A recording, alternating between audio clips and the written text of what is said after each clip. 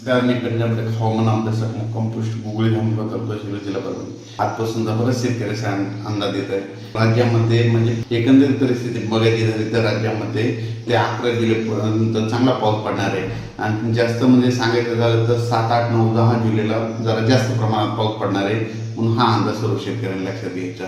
दररोज वेगवेगळ्या भागात जोराचा पाऊस पडणार आहे म्हणून हा अंदाज लक्षात घ्यायचा. नगर जिल्ह्याला जास्त पाऊस पडतो, बीड जिल्ह्याला जास्त पडतो, सोलापूर जिल्ह्याला जास्त पडतो, लातूर जिल्ह्याला पडतो, सातारा, सांगली, कोल्हापूर तिकडे जास्त पडतो, विदर्भात जास्त पडतो, पूर्व विदर्भात जास्त पडतो, मराठवाड्यात जास्त पडतो, उत्तर महाराष्ट्रात जास्त पडतो.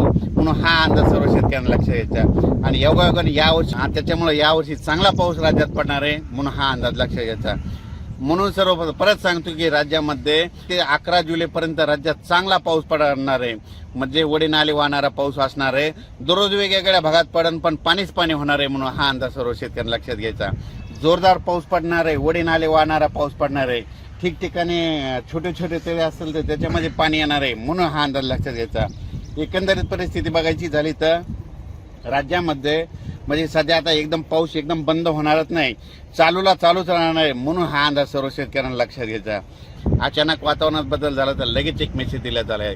धन्यवाद.